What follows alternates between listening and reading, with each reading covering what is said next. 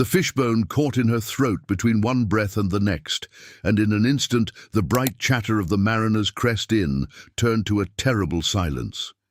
A young lady in pale grey silk rose from her chair at the centre of the dining room, one gloved hand pressed to her collar, her lips parting around air that would not come. No sound left her. Her eyes swept the room, wide and pleading, and the room only stared back. A merchant half stood, and then sat again. A woman gasped and clutched her husband's sleeve. Candlelight trembled across a dozen frozen faces, and not one of them moved to help her. Edmund Hawthorne moved. He crossed the floor before he had decided to, weaving past a serving girl and a toppled chair, and reached the lady just as her knees began to fail. He did not think of who she was or what she wore. He thought only of a fisherman he had once seen saved at the harbour, and of the sharp, upward blow beneath the ribs that had brought a drowning man back to the living. He caught her about the waist, braced her against his forearm, and struck once, firmly, with the heel of his hand. Nothing.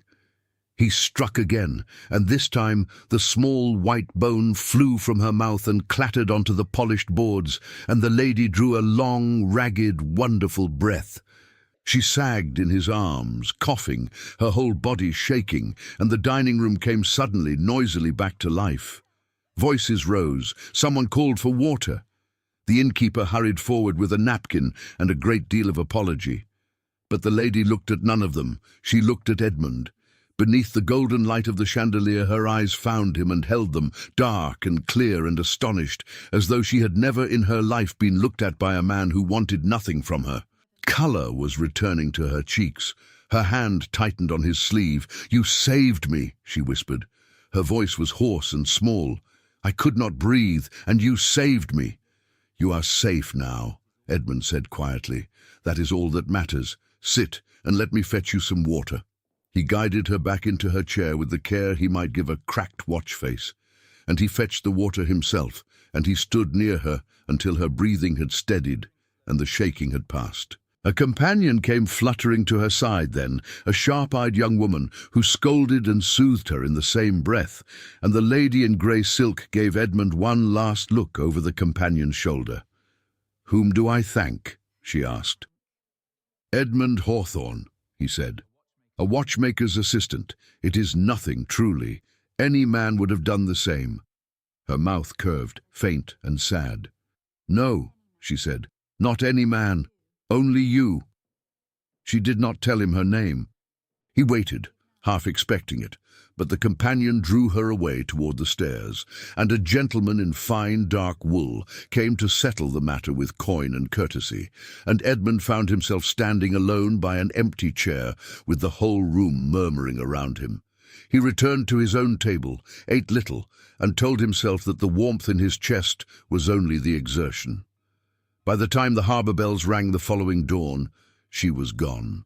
The innkeeper said the party had left before first light in a closed carriage, bound he knew not where, and Edmund Hawthorne walked back up the winding stone path to his cottage above the water, and he told himself quite firmly that the encounter had been a single bright thread crossing his ordinary grey cloth, and that he would not see her again. His life resumed its familiar shape. Evershade Cove. In the autumn of 1887 was a village that seemed to belong to an older, gentler age, all winding lanes and stone walls, thick with the last of the wild roses, the sea folding endlessly against the rocks below. Edmund, 26 that year, rose before the sun, walked down to the harbour and spent his days at the cramped bench of old Mr. Pengelly's shop, mending the watches and clocks of sailors and fishermen and the occasional gentleman farmer. He liked the work. He liked the small brass hearts of the timepieces, the way a thing that had stopped could be made to live again with patience and a steady hand. He had no fortune, no title, and no expectation of either, and he had made a kind of peace with that. Still, 3 nights running, he dreamed of grey silk and a hoarse, whispered voice, and each morning he was annoyed with himself for it. On the 3rd day the carriage came. He heard it before he saw it. the ring of iron-shod hooves and the grind of fine wheels on a lane that knew only carts. He set down his tools and went to the low window of the shop, and there in the narrow street stood a black carriage, polished to a mirror shine, drawn by two matched greys, bearing upon its door a crest he knew by reputation alone. A raven above a tower, the mark of Ravenhurst Manor and of Duke Cedric Ashford, the most powerful man in that stretch of Cornwall. The carriage stopped outside his own humble door. A tall gentleman climbed down, gloved and grave, his coat immaculate, bearing that of a man who had spent his life in the service of the great and had learned their manners better than they knew themselves. He looked at the slip of paper in his hand, looked at the cottage, and knocked 3 times upon the door. Edmund opened it. "Mr. Edmund Hawthorne?" the gentleman asked. "I am he. My name is Nathaniel Reed. I am a personal driver to His Grace, the Duke of Ravenhurst." He inclined his head to a precise degree. "The Duke requests your presence at once, Mr. Hawthorne. The carriage is waiting." Edmund's heart gave an uneven beat. He thought of the lady at the inn, and then told himself not to be a fool. "May I ask the reason?" "That is not mine to give," said Mr. Reed, not unkindly. "But I would advise you to come. His Grace is not a man who is often kept waiting." So Edmund put on his one good coat, and he climbed into a carriage finer than any room he had ever slept in, and he rode through the falling afternoon toward Ravenhurst Manor. The iron gates rose before them, taller than 2 men, and beyond them the drive curved through an avenue of ancient oaks toward a house of grey stone and countless windows, each one catching the low gold light of the sun. Servants moved silently.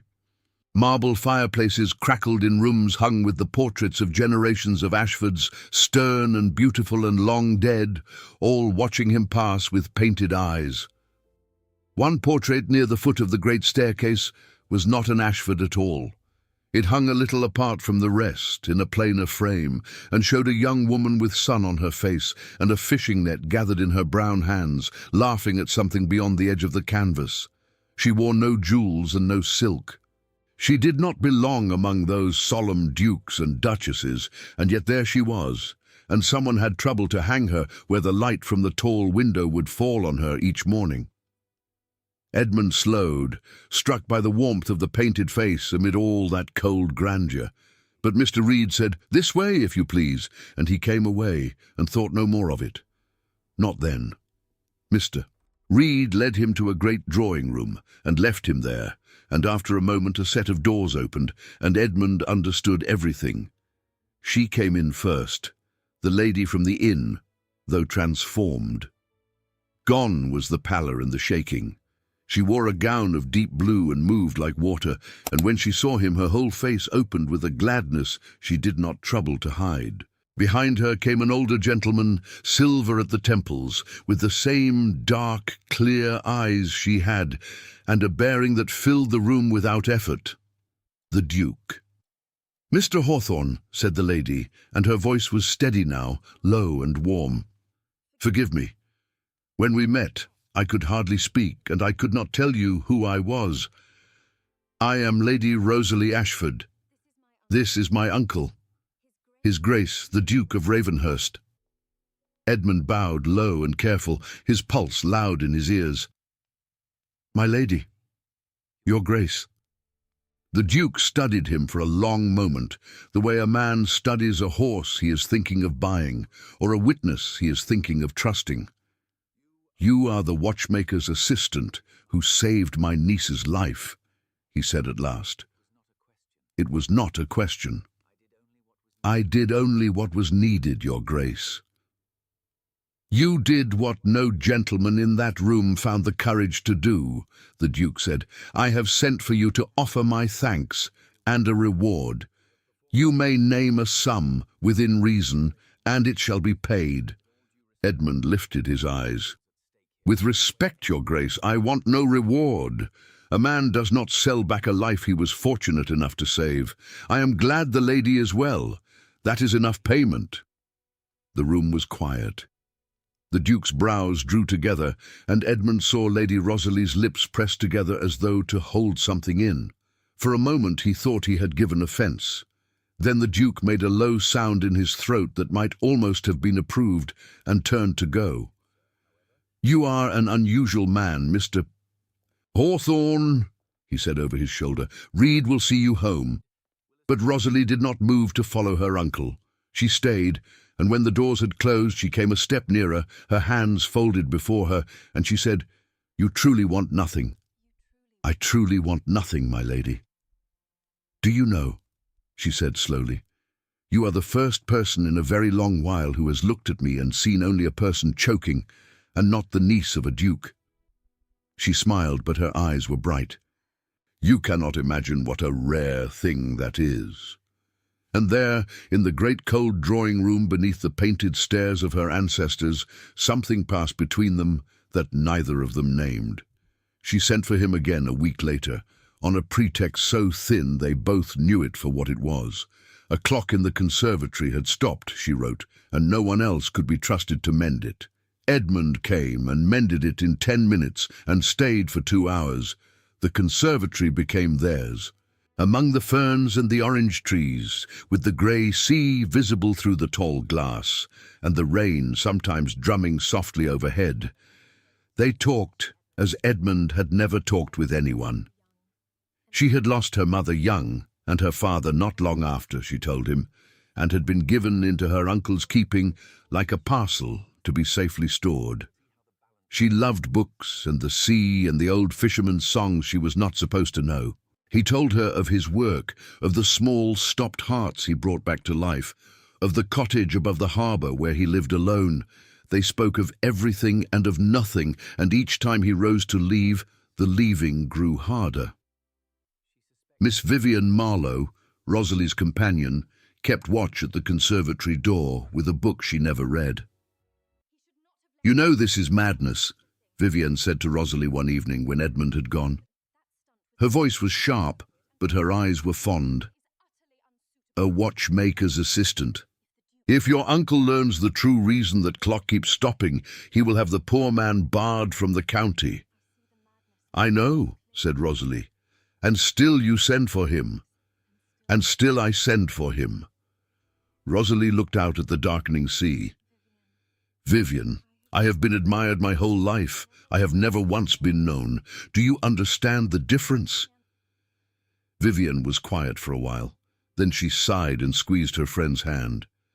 "I understand it," she said. "Which is why I shall go on standing at that door. But I fear for you, Rosalie. I fear where this ends." It was Vivian, some days later, who first set Edmund wondering about the portrait by the stairs. He had asked her, idly, who the laughing woman with the net might be, and Vivian's clever face had gone still and careful in a way he had not seen before. "That," she said, "is not a thing we speak of at Ravenhurst. His Grace hung it there himself 30 years ago, and had it made plain to the household that no one was to ask why." She lowered her voice, though the hall was empty. "I will tell you only this, Mr. Hawthorne. There is a part of the village down past the old boat sheds where the fishing families live that His Grace has not set foot in for the whole of my time in his service. Not once. He gives to the church there. He pays for the widow's coal each winter, quietly, through the steward. But he will not go down himself, and on one day each year, in the early summer, he shuts himself in his study from dawn to dark, and will see no one. And the next morning fresh flowers have gone from the glass house, and no one will say where." She shook her head. "There is a grief buried under this house, older than Rosalie, older than any of us. I have never dared to dig for it. I would not advise that you do either." Edmund said nothing, but he did not forget it. He was a man who mended things that had stopped, and he had learned long ago that a clock which halts at the same hour every day has a reason hidden in its works. He thought there was a reason hidden in that grey house, stopped at some hour 30 years gone, and he found he could not stop thinking of the laughing woman with the sun on her face. The walks began soon after. When the weather cleared, they took to the gardens that ran down toward the cliffs, always with Vivienne trailing at a discreet distance, always in the honest silver of moonlight where nothing could be hidden and nothing needed to be. They did not touch. They walked side by side along the gravel paths between the roses, close enough that the backs of their hands might brush, and did not let them, and the not touching became its own quiet language, more eloquent than any embrace. "When I was a girl," Rosalie said one such night, "I used to stand at the top of the cliff and imagine simply walking down into the village and never coming back, living in a little house, growing herbs, marrying a man because I loved him and for no other reason on earth." "And why did you not?" Edmund asked. She gave a soft, bitter laugh. "Because ladies do not choose, Mr. Hawthorne. Ladies are chosen." She stopped and looked at him, and the moon was in her eyes. "I begin to think that is the cruelest lesson they ever taught me." He wanted, in that moment, to take her hand and never let it go. He did not. The gulf between them was as real as the cliff at their backs, and he would not be the man who pushed her over the edge of it. So he only said gently, "Then I hope one day you are permitted to choose. You more than anyone deserve it." She looked at him for a long moment, and something in her face wavered, and Edmund thought she might weep or might speak. But then a light appeared at the top of the garden, and Vivienne's low voice called that the hour was late, and the moment closed like a shutting door. The next morning the announcement came. Duke Cedric summoned his niece to his study and told her, without preamble, that a match had been arranged. She was to marry Mr. Aldous Crane, only son and heir of the great Crane Ironworks of the North, a man of enormous fortune and greater ambition, who had already begun to cast his eye across the west of England in search of new coasts to remake in the image of his mills. The wedding would take place in the spring. The banns would be read. It was, the Duke said, a brilliant match, one that would secure the family's fortunes for a generation, and he expected her gratitude. Rosalie stood very still and said, "Yes, uncle." She did not send for Edmund that day, nor the next. On the third day, Vivienne came to the watchmaker's shop herself, alone, her face pale beneath her bonnet, and told him everything. "She will not see you," Vivienne said, "not because she does not wish to, because she wishes to too much, and she is trying, God help her, to do her duty." She twisted her gloves in her hands. "Mr. Hawthorne, I'm not certain why I have come. Only that I could not bear for you to hear it in the market square, from the mouths of gossips, as though you were no one." Edmund set down the watch he was not seeing. "Is she happy?" he asked. "No," said Vivienne. "She is the least happy I have ever seen her." She hesitated. "Mr. Crane arrives at the manor within the week. There is to be dinner. All the county is invited." She looked at him steadily. "Including, at Rosalie's insistence, the man who saved her life." He should not have gone. He knew it even as he brushed his one good coat and walked up through the oaks a second time, but he went. The great hall of Ravenhurst blazed that night with more candles than Edmund had ever seen lit at once, and the county turned out in its silks and its jewels, and among them Aldous Crane held court like a man who had already bought the room and was deciding what to knock down. He was younger than Edmund had expected, and handsome, with a wide, easy smile and cold, assessing eyes, and he spoke of the cove as though it were an empty page. "A charming little harbour," Crane said, to a knot of listening gentlemen, with Rosalie standing rigid at his side. "Charming and wholly wasted. Do you know, there is deep water enough in that bay to berth a coasting steamer, and stone enough in these hills to build the works to load her. Give me 2 years and I shall have that sleepy fishing village turning out more in a month than it has earned in a century." He laughed. "Progress, gentlemen. One cannot be sentimental about a few old boats." "And the fishermen?" Edmund heard himself say. The hall did not quite fall silent, but a great many heads turned. Crane looked at him, at his plain coat and his workman's hands, and his smile did not reach his eyes. "I am sorry," Crane said. "I do not believe we have been introduced." Edmund Hawthorne, a watchmaker's assistant of the village. "Ah." Crane's gaze flicked deliberately to Rosalie and back. "The man who performed the little rescue at the inn. Yes, I have heard the tale.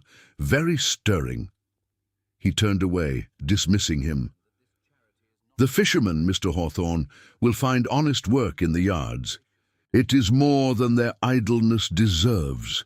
"They are not idle," Edmund said quietly. "They rise before you wake and go out on a sea that could kill them, and they bring back food for 100 tables, and they ask for nothing. I have mended their watches for 6 years, Mr. Crane. There is not an idle man among them." For a moment, the two of them held each other's eyes across the candle-lit hall, and every soul in the room understood that they were not, in truth, speaking of fishermen at all. Then the Duke's voice cut across the silence, cool and commanding, calling the company into dinner, and the moment broke. But Edmund saw Rosalie's chest rise and fall, and saw the way she looked at him, and knew that he had not imagined any of it. He did not stay for dinner. He could not sit at that table and watch her seated at Crane's right hand. He made his excuses and slipped out into the cold garden, and he stood at the top of the cliff path, with the black sea roaring below, and he called himself every kind of fool. She found him there. Of course she found him there. "You should not have spoken to him so," Rosalie said, coming quickly across the wet grass, her shawl clutched about her shoulders. "Do you know what he can do to you? He can ruin Mr. Pengelly's shop with a word. He can drive you from the county." "I know." "Then why?"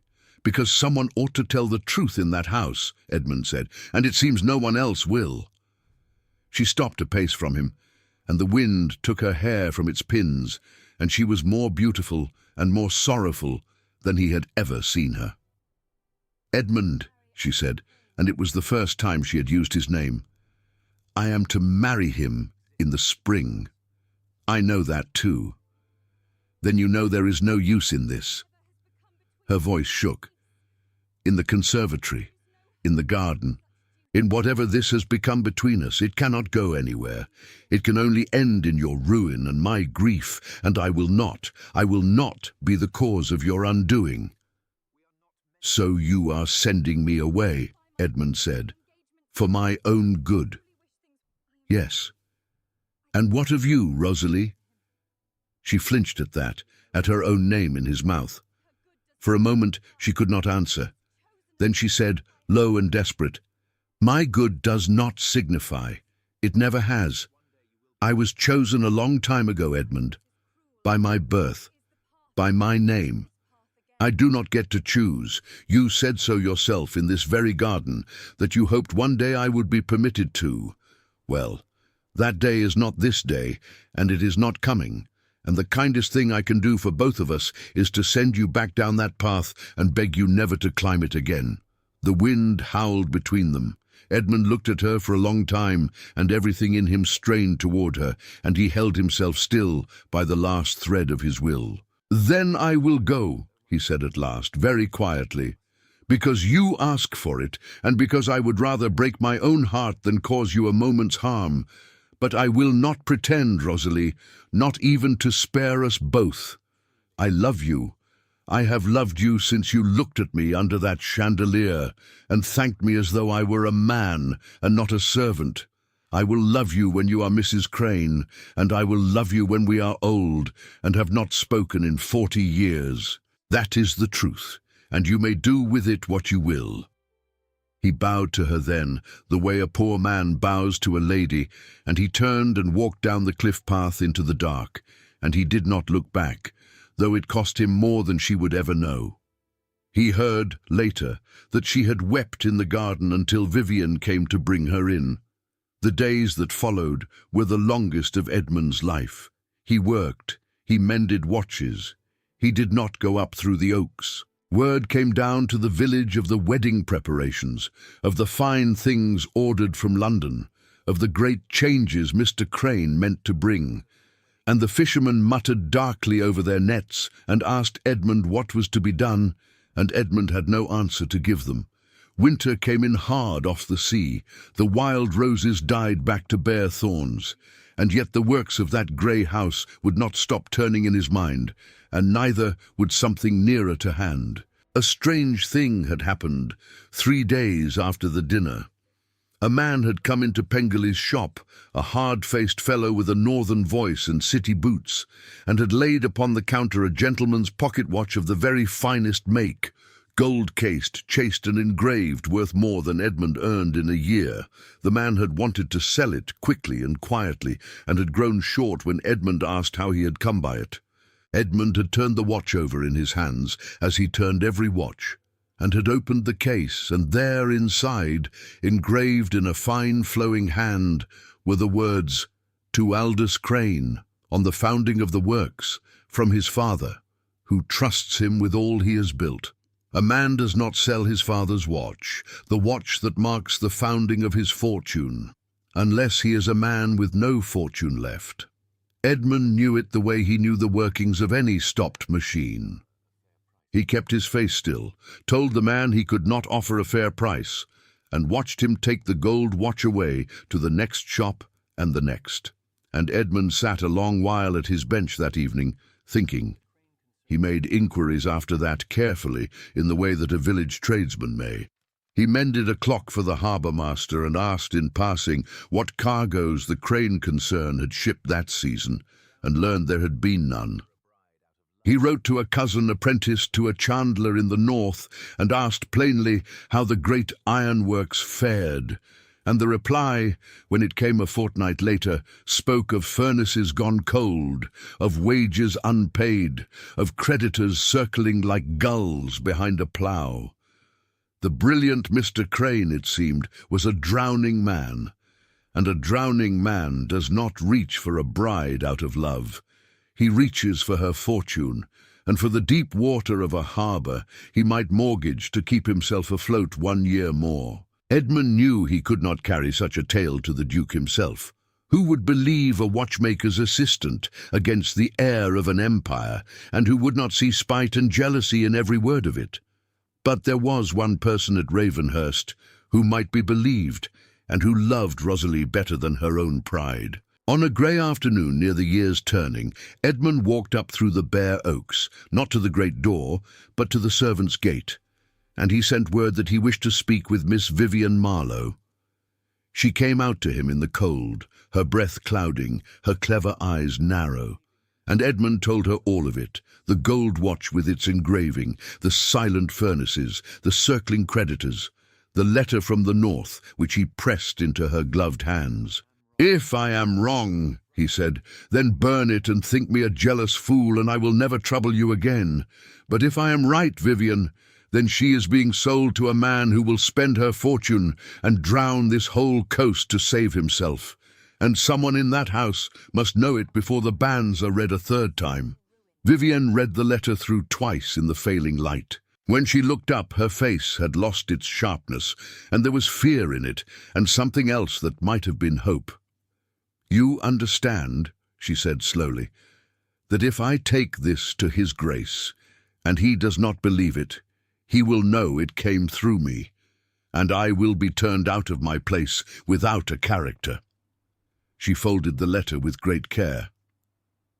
"And you understand that I am going to take it to him anyway." 3 days passed, and Edmund heard nothing, and he thought that perhaps the letter had been burned after all. Then, on a grey morning near the year's turning, the black carriage came down into the village a third time. Mr. Nathaniel Reed climbed down, graver even than before, and knocked upon the shop door and said, "His Grace requests your presence, Mr. Hawthorne, and this time, sir, if I may speak plainly, I would come quickly. There is a great deal happening at the manor, and not all of it good." Edmund went. He was shown not to the drawing-room, but to the Duke's own study, a dim, book-lined room where a fire burned low, and Cedric Ashford stood at the window with his back to the door, looking out at the winter sea. He did not turn at once. When he did, his face was older than Edmund remembered, and heavier. On the desk between them lay Edmund's letter from the north, unfolded, its creases worn, as though it had been read many times. "Mr. Hawthorne," the Duke said, "sit, if you please." Edmund sat. "I have had," the Duke said, "a most instructive week. It began with a letter brought to me by a member of my household who risked her place to do it, and it has ended with 3 separate confirmations from men of business in the north whom I have trusted for 30 years. He rested one hand upon the worn page. "It seems Mr. Crane, in his eagerness to begin his great works, has been less than honest with me regarding his finances. The ironworks are cold, sir. The fortune is spent. He needs this marriage, and he needs my niece's money, and he needs the harbour rights that come with this estate, rather more than he needs a wife. The brilliant match I arranged for my niece is, I find, a drowning man reaching for a spar." He looked at Edmund with something that was not quite a smile. "And I am given to understand that the spar he reached for was very nearly the ruin of us all, and that it was a watchmaker's assistant who read the truth in the works of a pawned gold watch. You have sharp eyes, Mr. Hawthorne." "I mend things that have stopped, Your Grace," Edmund said. "I have learned to see when a thing is broken inside, however bright the case." "Yes," said the Duke quietly, "so I begin to understand." He was silent for a moment. "There is more, and it is not Mr. Crane's doing, and I find I wish to tell it to you, though I have told it to no living soul in 30 years. Sit still and hear me." He came to the fire and stood before it, his hands clasped behind his back, and for a long moment he watched the flames. "You saw a portrait, I think, when Reed brought you in, by the stairs, a young woman with a fishing net laughing." He did not wait for an answer. "Her name was Grace. She was a fisherman's daughter, from the low part of the village, down past the boat sheds where I have not walked in 30 years. When I was a young man, nearly 40 years ago now, I loved her better than my life. She had a laugh like the tide coming in, and I was a fool for her from the first day to the last." He paused. "My father forbade it, of course. A future duke does not marry a fisherman's daughter. I was told to do my duty. And I did my duty. I made a suitable marriage to a suitable woman, and I was suitably unhappy for 30 years, and Grace married a boatman and died of a fever before she was 40, and I did not go to her funeral because it would not have seemed." He closed his eyes. "I have regretted that cowardice every single day since. Every day, Mr. Hawthorne. I hung her portrait where the morning light would find it, and I have paid for the coal of every widow in her part of the village, and I have never once had the courage to walk down and stand where she is buried. That is the grief that stopped the clock of this house, sir. Now you know it, as no one knows it but me." The fire cracked in the silence. "And 4 nights ago," the Duke went on, his voice rougher now, "my niece came to me. She told me she would honor the match, that she would say her vows and never complain. And then she sat in that very chair, and she wept, and she told me why she could not love the man I had chosen. She told me of a watchmaker's assistant who wanted no reward, who spoke the truth in a room full of liars, who loved her, she said, and asked nothing, and would go on loving her from a distance for the rest of his life, and count himself fortunate for the privilege." The Duke's jaw tightened. "And I sat here, Mr. Hawthorne, and I heard myself, my own father's voice, coming out of my own mouth, ready to tell her to do her duty. And then I looked up at where I know that portrait hangs through 2 walls in the dark, and I could not do it. I find that I will not spend what remains of my life, having taught the only child left to me, to make the same ruin of hers that I made of mine." He opened his eyes and looked at Edmund. "I have broken the engagement," the Duke said. This morning, Mr. Crane has been informed that he will not have my niece, nor her fortune, nor one stone of this coast, and that he would be wise to remove himself from Cornwall before the particulars of his finances become more widely known. He left within the hour. I do not think he will trouble Evershade Cove again." Edmund could not speak.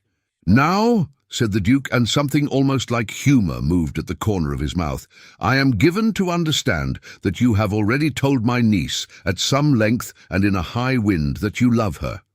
I will not insult either of you by pretending I have not heard the whole of it, so I will ask you one question, Mr. Hawthorne, and I will have an honest answer, as I have come to expect nothing less from you.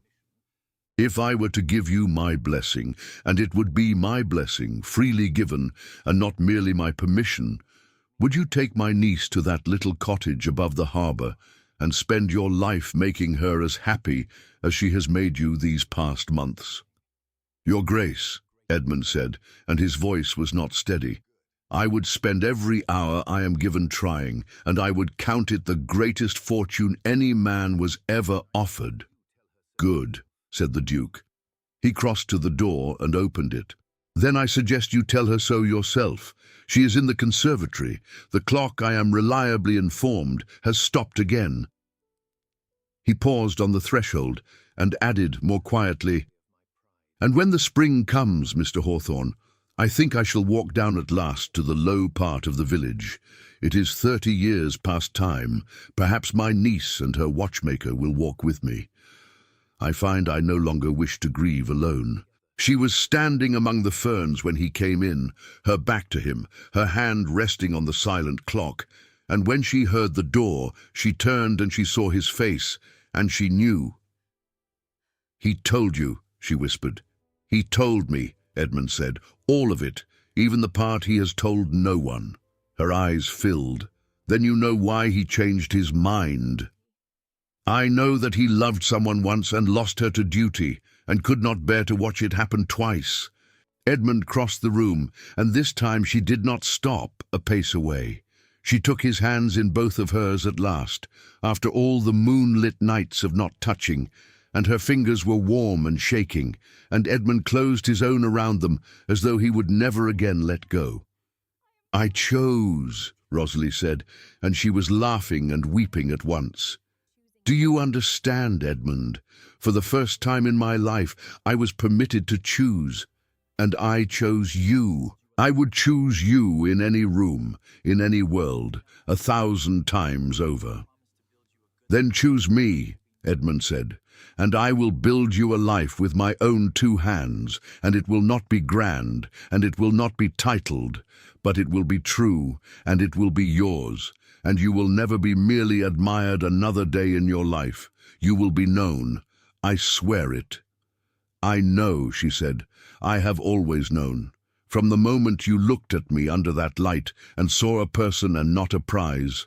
She smiled up at him through her tears. "Mend the clock, Edmund, and then take me down to the harbour. I would like to see my whole life from the top of the path." He mended the clock. And then he took her down to the harbour, and Vivian walked behind them at a discreet and joyful distance, and the fishermen touched their caps to the lady on the watchmaker's arm, and the winter sea threw itself against the rocks below, as it had for 1,000 years, and would for 1,000 more. They were married in the summer of 1888, in the small stone church down past the boat sheds, and the Duke of Ravenhurst walked his niece to the altar, with his head held high, and afterward he did a thing that set the whole village whispering for a year. He walked, alone and slowly, to a grave in the corner of the churchyard where a boatman's wife lay buried, and he stood there a long while in the summer light, and he laid upon the stone a single spray of white roses from his glass house. No one asked him why. Vivienne, who alone understood, watched from the church door and said nothing, and loved him a little for it. 5 autumns had turned the roses to rose hips, and back again to roses, when a small girl of some 3 years came running down the winding stone path above the harbour, her dark curls flying, chased by the ringing of the church bells and the cry of the gulls. She could not read the fine brass clock that hung in the window of Pengelly and Hawthorne, watchmakers, though she liked to press her nose to the glass and watch its little hands go round. She knew only that when the bells rang the noon, her father would come out from the shop wiping the oil from his hands, and lift her high into the air and carry her home along the harbour wall to where her mother waited with the door open and the kettle on. Rosalie stood in that doorway now, in the autumn of 1893, one hand resting lightly at her waist, where the beginning of a second child had only lately made itself known, and watched her husband walk toward her with their daughter shrieking with laughter on his shoulders. The cottage was small, and the roses grew wild over its porch, and the whole grey sea lay spread out below them, silver in the low autumn light. Up on the hill, the great house of Ravenhurst kept its watch over the village, and an old man sometimes came down from it now, leaning on a stick, to sit on the harbour wall in the sun and let his great niece bring him shells.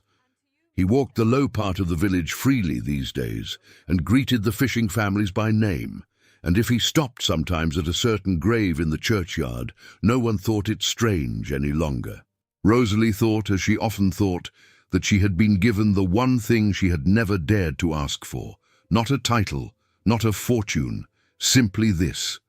A man who had looked at her once across a crowded room and seen her whole, and had never once looked away. "You are early," she called down the path. "The clocks all agreed with me for once," Edmund called back, laughing, and their daughter laughed too because her father was laughing, though she did not yet know why. And the door of the little cottage above the harbour stood open, and the light was warm inside, and there was time enough, at last, for all of it. If this story stayed with you, linger a moment longer, for the Cornish coast holds many more tales like this one, and I would be glad to tell you another.